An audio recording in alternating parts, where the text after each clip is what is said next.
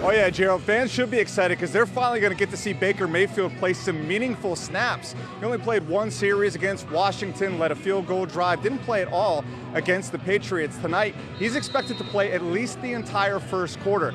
Dan, a journey for the organization, a journey for the fans who traverse through the rain and the elements to be a part of this historic moment tonight. And yeah, you're right.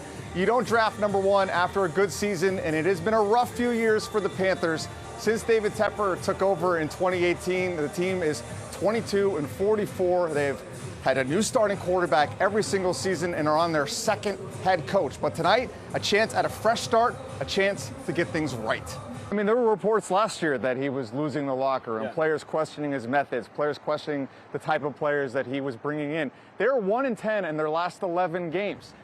This was supposed to be a playoff caliber team. That's what he needed to do to potentially save his job. He has changed the quarterback 3 times. He has changed the coordinator. Now it's all on him. He said it himself. I think the offense is good enough. I think we've got a great defense, special teams. It's just not all coming together. Matt Rhule's got to look in the mirror. Baker Mayfield isn't the tallest guy. Now, in the TV business, if you're short, you can stand on a box and no one knows. Now, I'm 6 foot. All of a sudden, I'm 6'3". Now, if only it was that easy for Baker Mayfield here. Remember when the Panthers were playing for first place? Yeah. Into the end zone for the touchdown. That was weird. Okay, like I was saying, that feels like a million years ago. And a touchdown for Joe Mixon. Now, was that Joe? Mixon motoring for his 3rd rushing touchdown. That was Joe Mixon scoring again, wasn't it? Mixon juggling catch for the touchdown. Okay, fine, Joe. You win. Let's get to your highlights. Chris, you and I both know that there's a certain mood in the building when a coach is about to get fired. And I'd say you could probably feel that here at Bank of America Stadium since last December when Matt Rhule compared himself to Jay-Z. Said it took Jay-Z 7 years to become successful.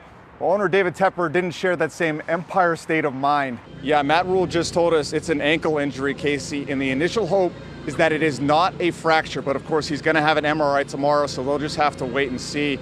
Baker Mayfield told us he's praying for him, really hoping for the best. And Will Levis addressed some of those internet rumors, said don't believe everything you read on the internet, but you guys heard that fan earlier. Can you believe everything you see? Because Will Levis has eaten a banana peel and put mayonnaise in his coffee, so if he happens to surprise us all and be the pick tonight, Gerald, I know I'm going to have some great story ideas here next season. For those wondering about Bryce Young's height, he was asked about it, just how is it an advantage? He laughed and said, that's what my dad's always wanted you guys to ask, and he just said, my height isn't an advantage or disadvantage, it is just the only way I know how to play, Lena. Right, he can only be as tall as he is. I'm so struck, Pat, by just how soft-spoken he is and how genuine he appears to be.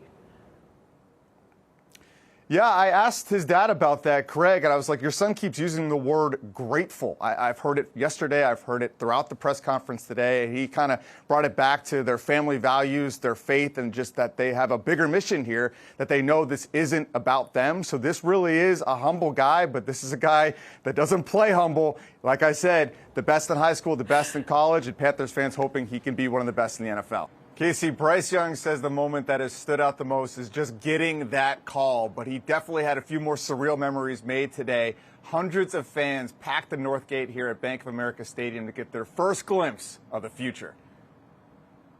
Please welcome the number 1 pick of the Carolina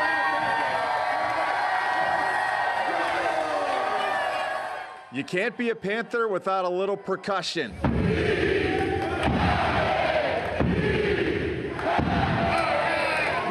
Bryce Young ready to keep pounding.